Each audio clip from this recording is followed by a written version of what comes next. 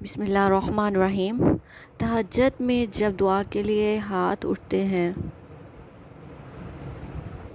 تو ایسا محسوس ہوتا ہے جیسے اللہ پاک ہمارے بہت زیادہ قریب ہے۔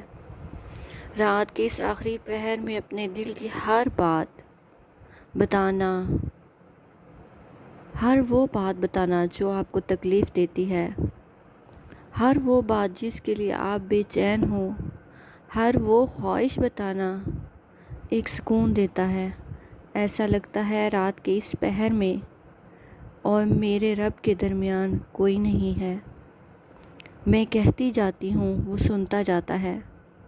مجھے میری ہر تکلیف میں سنبھالنے والا صرف میرا رب ہی تو ہے جو میری ہر تکلیف سنتا ہے، ہر مشکل سنتا ہے۔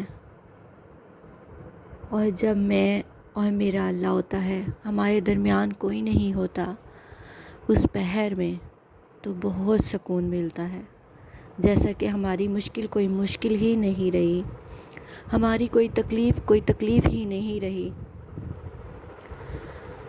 جزاک اللہ۔ آج میں آپ کو 8ویں روزے کے وظائف بتاؤں گی۔ 8ویں روزے کو بعد نماز فجر سورۃ فتح پڑھیں گے، 1 مرتبہ اور دعا کریں گے، اللہ پاک ہم سب کو ہر کام میں فتح کامیابی عطا فرمائے۔ پھر بعد نماز ظہر دعائے وسعت رزق 25 مرتبہ پڑھیں گے کہ اللہ پاک ہم سب کے گھروں میں کھلا وسیع حلال رزق عطا فرمائے۔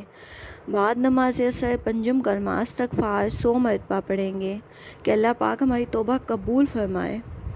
بعد نماز مغرب دعائے رزق 25 مرتبہ پڑھیں گے۔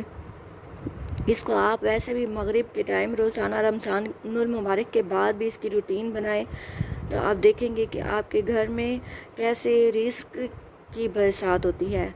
دعائے رزق ہے لا الہ الا اللہ الملک الحق المبین محمد رسول اللہ صادق الوعد الامین۔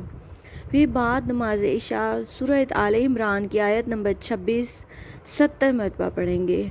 اللہ پاک ہم سب کو رمضان المبارک کے روزے رکھنے، تراویح پڑھنے، نماز پڑھنے کی توفیق عطا فرمائے اور ہماری عبادت اپنی بارگاہ اقدسی میں قبول و منظور فرمائے۔